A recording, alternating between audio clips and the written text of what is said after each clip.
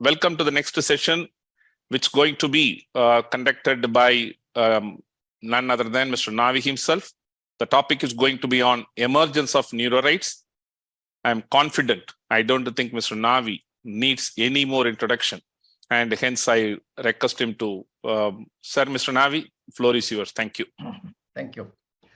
So we started the first day with the discussion on neuro rights by Mr. Yuste, who is actually the person who is driving this globally.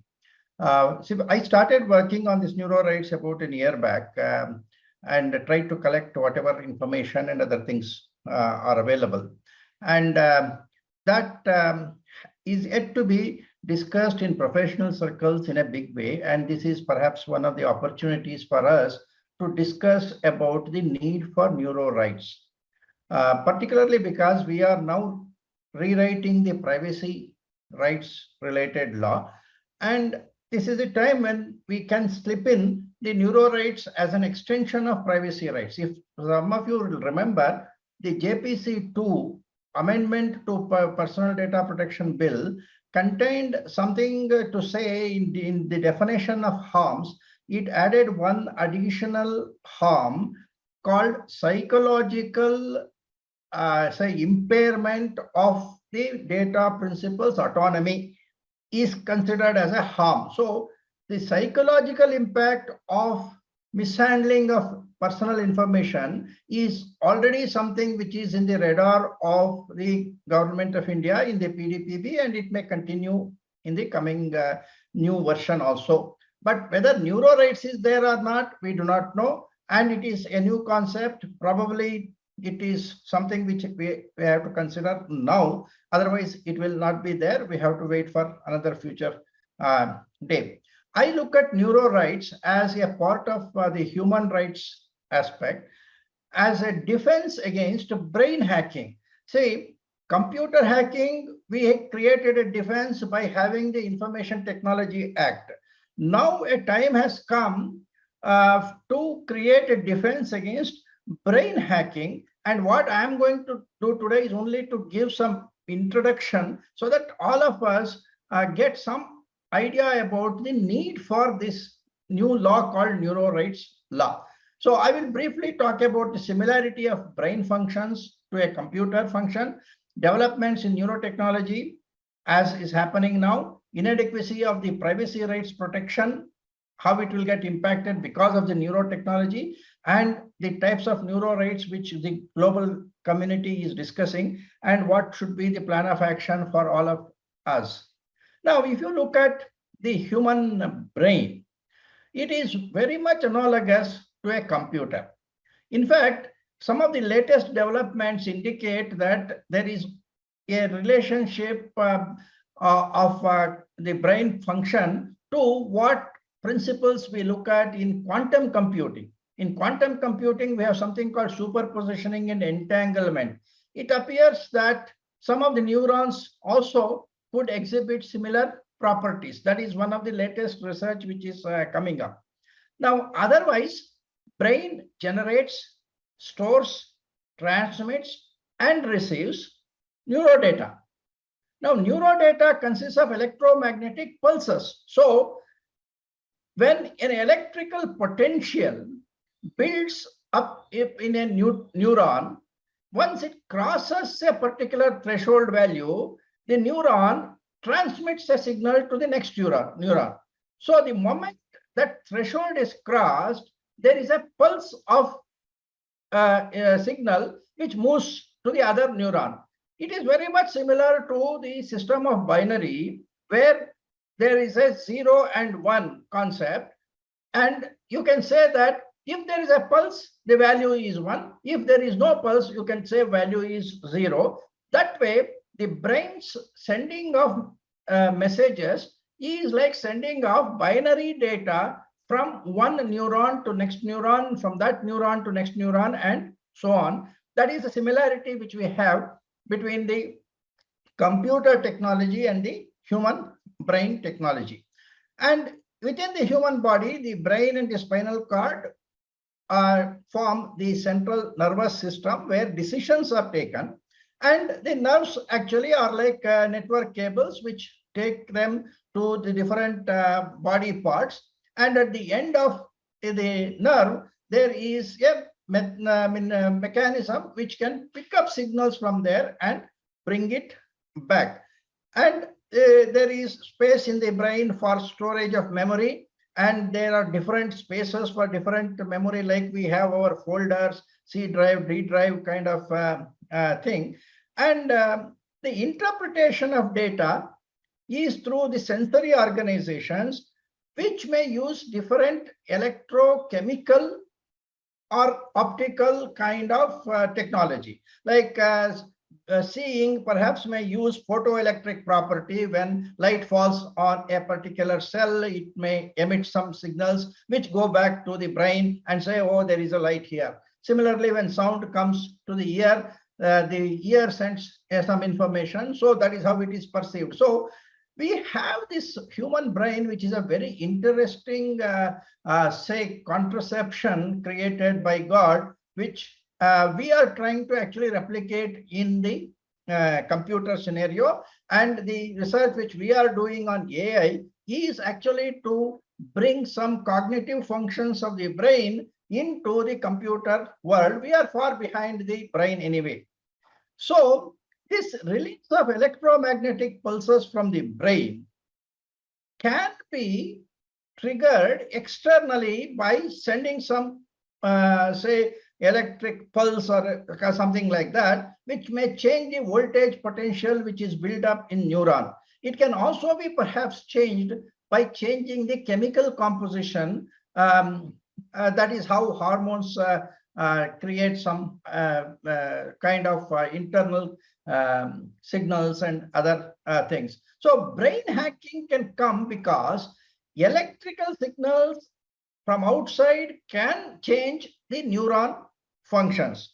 And at present also, we can pick out the signals from inside.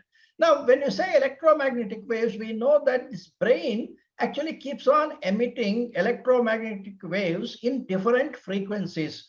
Perhaps when a person is sleeping, where there is a low frequency, high amplitude wave being emitted, then as he moves from deep sleep to light sleep and relax, this is how your watch or something measures your sleep kind of a thing by looking at these electromagnetic signals perhaps. Then when a person comes into the normal waking state or he is in active mode, then the frequency of the signals increase. So there is a kind of a wave which is emitted out of the brain, which has different frequencies. Today we are talking of spectrum. Now here there is a particular spectrum, which is of course in a very low spectrum area, but weak signals are coming out. We are talking of 5G and other things which are in a slightly higher, say, frequency range. We also are aware that external input into the brain in terms of sound or energy or something like that could create some changes in the functioning of the physiology of the person. For example, we have heard of music therapy. We have heard of guided meditation, which can actually reduce stress, anxiety, improved memory, etc. There are also observations of what we call as brainwave entrainment. That is like something like an induced effect, like when electricity is passed through one this thing, you have got an induced current somewhere else. So likewise, so by sending some kind of say electromagnetic waves bombarding the skull with that, even from outside, there can be an induced effect inside. In the music, already commercial exploitation is there, something called binaural beats, where when you use a stereo sound, there is a difference in frequency introduced between the two ears, and that is supposed to create a very soothing effect, which can induce sleep or something like that. Now, most of these things which are open in the discussion are those which are beneficial to the humanity, and they are supposed to induce enhanced focus, some relaxation, sleep, etc. But at the same time, we are also aware that there could be certain negative impact of external waves on the brain. In fact, the use of mobile itself is an example that a continued use of mobile, keeping it near the ear, has an effect on the brain. There is no doubt about it. Maybe the technology of say mobiles have improved now and the emission strength is reduced, but definitely there is an effect. So similarly, excessive microwave exposure is reported to cause some trauma. In fact, countries like Japan, I think, have totally eliminated the microwave ovens itself. So the damaging effect of microwave radiation is also well recorded for as something which can create dysfunction and structural damage. So microwaves and an extension of that, sound waves. Sound waves also can change the thought pattern. In fact, there is an interesting patent claim which says that the person, the inventor, has discovered that a pulsed signal on a radio frequency carrier of a particular frequency is effective in creating intelligible signals inside the head of a person if the electromagnetic energy is projected through air to the head of the person, which means that we can change the thought process of a person by this wave which is in the air. This so-called spectrum management, which the government has now licensed to various people, it can perhaps be used to influence people. In fact, this kind of a thing is supposed to be carried on or being carried on now in many military research projects, basically in USA. But at least 2 persons in Bangalore have contacted me, and they are complaining that in India also this kind of a research is happening.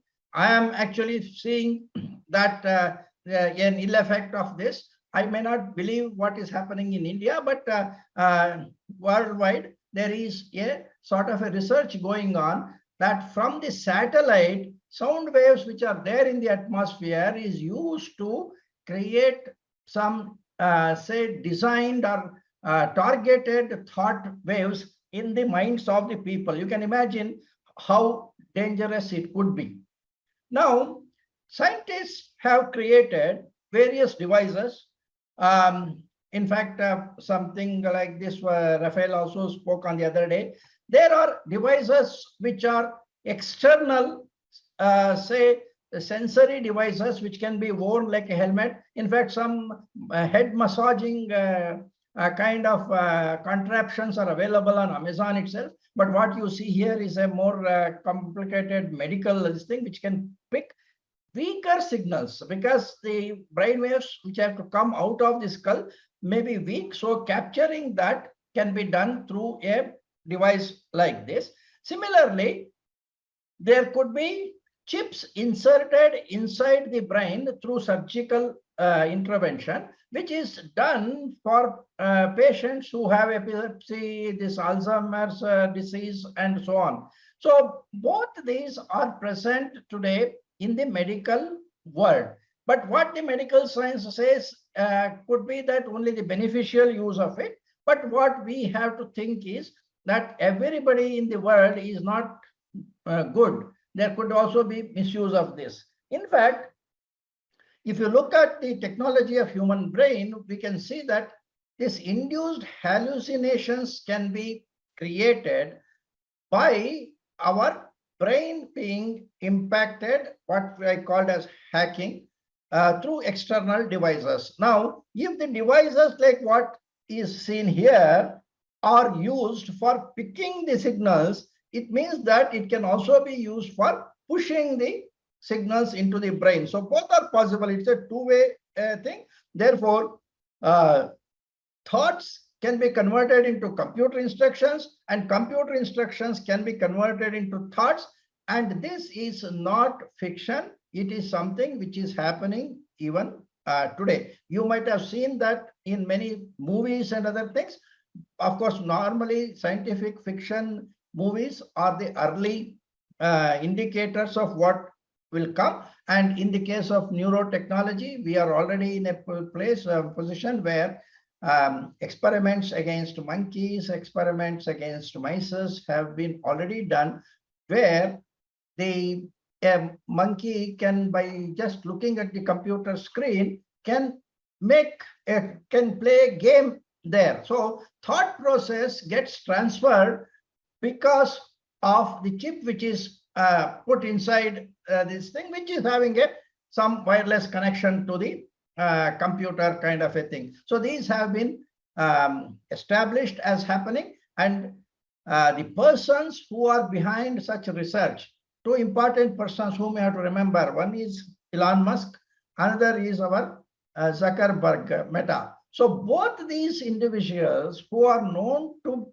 capture any business technology which is of the future are in this neurotechnology, brain computer interface kind of technology, and they are doing some research. I am sure that sooner or later they will come up with some good success. And the success here means that externally they can input thoughts to human brain or pick out something from your human brain. And they can create hallucinations are also known to us. In fact, even today, say, for example, hypnotism is a known kind of technology where external, say, suggestions given to a data subject actually make people behave differently. Even physiological changes can be made in hypnotism. I don't know how many of you are aware. By a proper hypnotic suggestion, you can make a subject not see something which he is supposed to be seeing. He may not be feeling the heat and other things. In fact, surgeries are conducted merely by hypnotic anesthesia. I have particularly seen demonstrations of the body being made rigid like a steel because of hypnotic suggestions. The smell kind of power increased several times to the levels which we are today only associated with the dogs and other things. So changes in the physiological things in a human body through hypnotic suggestions are very, very old. In fact, I first saw these demonstrations way back in 1970s. And since then, this subject has been of interest to me in the hypnotism kind of area. Now, it appears that hypnotism was a psychological kind of an activity, not using any technology. Today, we have the support of the technology. Now, in criminology, we have been using this truth serum and other things. Basically, something is injected into the brain, to the bloodstream, and that changes the inhibitions of the person. So in the brain, there is one part which holds that what we can call as discretion. So we don't want to say something which we don't want to say. Thoughts are going on in our mind. Sometimes we don't express it because it is not diplomatic to say so. And we know that such inhibitions will fall when you are in a drunken state and other things. So this truth serum and other things are used in such a manner that the chemical composition within the body is changed, and that makes certain that zone which controls the inhibitions active or something like that. I think that is the philosophy or the technology behind that chemical process which changes a person's ability to provide to speak truth. So that is already again available. Now we are coming to a use of neurotechnology, which is far more say invasive. Now, one thing we have to remember is all good intentions can be misused. If you look at criminals, criminals do not have any qualms. So therefore, they will do anything to make use of whatever they find. Technological innovation continues independent of the ill effects. You talk to a technologist, he will say, I am innovating and it is your problem to bring law, your problem to secure yourself. I will do what I want to do. This is the approach of most of the technology. So we cannot expect the technology to easily fall into a regulatory regime or to exercise self-discipline, because some of them do not know the difference between disruption and destruction. We want to create disruption, and that is what startups do, and that's what innovation is supposed to do. But disruption can become destruction. In fact, this is the reason why I have been telling that when making a feasibility analysis of a startup project, you have to also take into account the social impact analysis.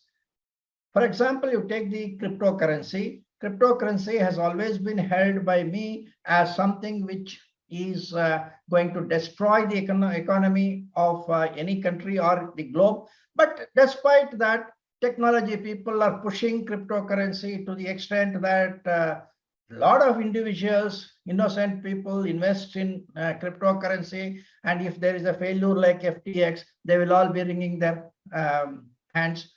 That is because technology people don't look at the impact on the society. But we, you can say we are the governance people, we have to look at technology and the effect on the society and try to ensure that there is some kind of a control. This is what sometimes I have been referring to as technologies using the Bhasmasura syndrome. Of course, international people will understand more when we say creating a Frankenstein. In India, of course, we can use this Bhasmasura as the kind of example to say that if you start creating technology without control, even noble neuroscience intentions could become a destructive force. We have seen rogue robots, rogue drones. They are as dangerous and destructive as bioweapons or nuclear weapons, and we need to actually regulate this through regulation of the neurotechnology. In the AI, we have already spoken about ethical stoppers. I think today somebody was talking about it. I think Dr. Srinivas was talking about it.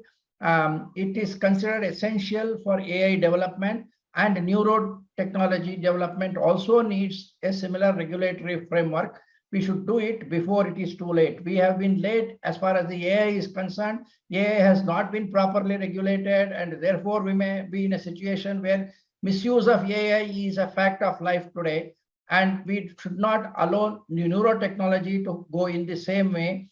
And therefore, we have to actually start acting early. Legal mandate for preventing the algorithmic bias is already part of many data protection laws. And we hope that neuro regulations will begin at least now, even before it becomes a problem. People may say this is only in the future, why we should curb the technology today. It is not a question of curbing the technology. We have to perhaps make technologists realize that whatever they create, if they want to be a Brahma, they have to create people who do not destroy the world. Otherwise, you have to bring in Shiva to destroy. Otherwise, we need to have a Vishnu to take incarnations to kill people, demons one by one. So knowing all these things, it is a time for us to work for prescription of regulations and mandatory laws as early as possible. Without neuro right regulations, in fact, all our discussions on the concept of privacy is under threat, because privacy today we consider is something of a right to express one's choice about personal information, how it should be collected, used, etc. So right of choice is the foundation of right to privacy. But what neurotechnology is doing is, it is changing that right to choice itself by changing your choice. In fact, I think we discussed at length in Dr. Srinivas' lecture about what we otherwise call as dark patterns, which are already in use by various technology people. What we mean by dark patterns is using the design elements and other aspects of e-commerce activity in such a manner that you try to induce the person to do what he did not want to do. So whether by over a period of time cultivating some advertisements and other things in a particular manner or otherwise, the use of this you can say motivated behavioral modification is already available now. That is what we call as deceptive designing or dark patterns.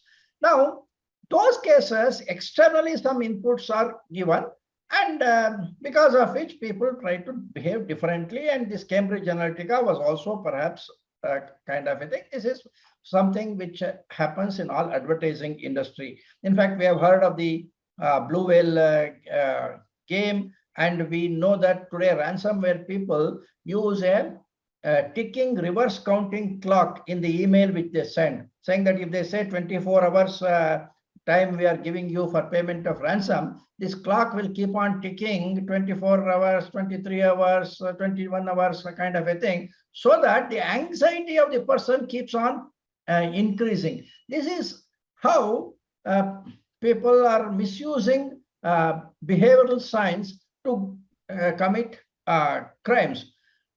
If they are doing this without a neuro invasion possible, now when they have got the ability to get into the mind of a person, obviously they will devise various apps, various devices, then waves coming from the air to take control of people. And that is the danger which we are in today. That is why we need to have protection against neuro data manipulation. Now, privacy laws protect personal data. Now, neuro data manipulation, because it affects the choice, we need to look at some ways of regulating that. Now, whether it can be done in the privacy law itself is a question. In fact, this is what I have also proposed in the shape of things to come, by saying that we will declare that neuro privacy is one of the privacy rights which India would like to protect, and then we'll define what is a neuro data, and then we'll prescribe a heightened sense of exercising the right of choice. Then the consent mechanism and other things can also be used here, but here we may require the heightened level of consent, which I have called as witnessed consent or something like that. So the existing laws can be effectively used to protect the neuro rights. And that is why I called something as neuro privacy as the fourth category of privacy, apart from physical privacy, mental privacy, and information privacy. Internationally, in fact, what Mr. Rafael was telling, they refer to this neuro privacy as mental privacy, but I have tried to make a distinction.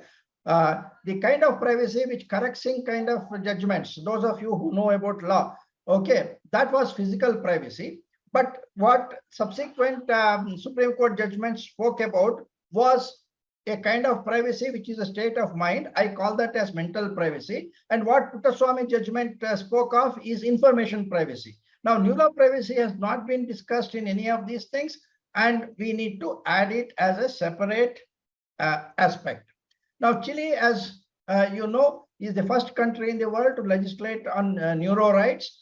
And Rafael was perhaps the person behind that. And what they did was, in the constitution, they added a clause saying scientific and technological research shall be at the service of the people and shall maintain respect for life and physical and psychological integrity. So they said right in the constitution that the scientific and technological research should be at the service of the people. This kind of a thing I don't think we have in our constitution. Our constitution experts can see. Then it says the law shall regulate the requirements, conditions, restrictions for scientific and technological use in people, and shall especially safeguard the brain activity as well as information derived from it. This is the law which Chile has passed, and this is supposed to protect the physical and psychological integrity at the neuro level. Now, so this approach provides the legal framework, recognizes mental identity, and it also addresses ability to increase or decrease the brain functions, and it prohibits compelling individuals to give neural data. It prohibits the buying and selling of neural data, while donating may still be permitted. Under these circumstances, Chile law recognized 5 kinds of neuro rights, which we'll briefly talk about later. It is personal identity, free will, mental privacy. I told you this concept of mental privacy is used here differently. Protection against biases and equal access. These are the 5 rights recommended by the Neuro Rights Foundation in the Chile law. Briefly talking about these rights, when we say personal right, this is the right to ensure that the sense of self of a person is tampered with. So the question of who am I should be, which is normally a memory recall function, should not be disturbed. Some of you are aware of this Born Identity series kind of a thing, where there's a movie in which this has been used. Now, in the legacy system, we look at personal identity as the name, lineage, location, etc. And psychologically, what sort of a person one is, what are his beliefs and values, etc. This is the kind of profiling which we do. And all this together may be personal identity. So we may have to, in a good neuro rights law, give a definition for what is personal identity, which is preserved or protected under the neuro rights law. Of course, this could raise many philosophical questions in the Indian philosophy of who am I? Is it the body or the mind? Is it the consciousness? Is it the Atman? These are all very interesting things which will require further deliberation. That is, personal identity has to be preserved is one right. Second is free will to be preserved. Refers to preserving the people's ability to make decisions freely and autonomously without manipulation by neurotechnologies.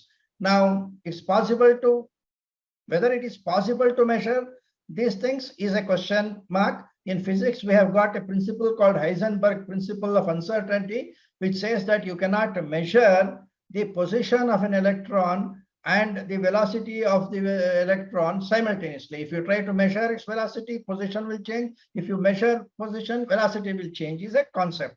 Likewise, we say light is both a particle as well as a wave. These are all principles of uncertainty which remain in science. So similarly, whether you can get a person's free will, or when you are trying to get the free will, are you changing his free will? These are things which we need to debate. Now, neuro rights at least will have to say that free will not be affected by inputting or pricking out neuro signals or neuro data. That is what can be done. Now, behavioral privacy, which is a record of the behavioral pattern of the individual, is an external observation of the activity of the brain. When we say profiling, we profile from outside, but the origin of the behavior is from inside the brain. What neuro rights law will have to address is that internally getting to know about the behavior. Like somebody was telling today that whether a person will be a criminal or not, we can find out. Yes, it is possible. And the access to the brain activity should not be permitted in law except in whatever way the law provides. That can also create bias. So protection against bias is required. This is an extension of the automated decision making. Another important thing which the neuro rights have to do is that if this technology can be used to enhance the brain function, that should not be the preserve of only a few people. There should be equal right for people to access even enhancement technologies. There will be all have to be protected against diminishing technologies, but all should have access for the improvement of the brain functions. So future of neurotechnology, there is also another possibility that currently the thoughts are all based on the construction which we call as neuron doctrine, where we say one single neuron is the focus and that does some activities. But the upcoming research talks about multi-neuron doctrine, and it may say that when more than one neurons work together, that has its own functional expressions, and therefore tomorrow's neurotechnologies will look at those possibilities. That is where this quantum computing aspects may come up. But ultimately, the possibility that we will be having cyborgs is a very, very important or very much a reality. Now, whether these 5 neurorights are sufficient or we need to have more, these things need to be explored. And I personally feel that we should look at a separate neurorights conference, which FDPPI would like to organize sometime next year. In fact, neuro rights will have to be considered as one part of the extended activity of FDPPI, because there is no privacy right without a neuro rights protection.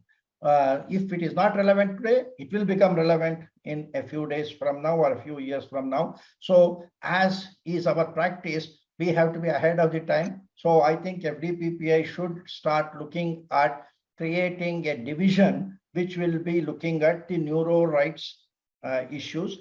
And this journey will continue. Please keep visiting neurorights.in, where I'm trying to pump in whatever information is possible. I am also trying to create a Android application which gives direct link to this neurorights.in. As soon as it is approved by the Google Play Store, perhaps I would be sharing that data. So thank you, friends. If there are any questions, I will be happy to receive it. Navi sir, Yeah. only one thing I really, as usual, no words sir, no words. Thank you very much, really. And I understand that it's going to be one more feather in the cap of yours as well as FDPPI going forward. And I'm sure with your kind of commitment and the push, maybe India could be the second country next to Chile to have these rights, in my opinion. So great, sir. I will ask you probably after this session is over, that from where you get time, whether God has given more than 24 hours to you, I really don't know. Yeah, so nice. Sir, one quick question from Mr. Govind Srinivasan. Do you think that the government will realize the imperative of including the potential harms of neurotechnology in the upcoming data protection bill, or will it need the strong push from FDPPI and other organizations to sensitize the government to include it in the bill? See, it is my wish list that it will be considered, but I am also practical. It is not easy to get into this particular law. But of course, we can keep suggesting that even between now and the next 2 months, and hopefully we need to have this push. There is no doubt about it. That's why I'm trying to get together the people with like-minded people and try to work on this. Okay. Excellent, sir. Excellent. The first day, our inaugural session where Professor had given his update and the continuation of yours, really a great session. Thank you very much, sir, once again. Thank you. Go ahead. And you need to be there again for this session. I'm really sorry. In the background, as and when you you please carry on the last 10-15 minutes. I definitely would like to be there for the data protection compliance management system discussion, right? Okay.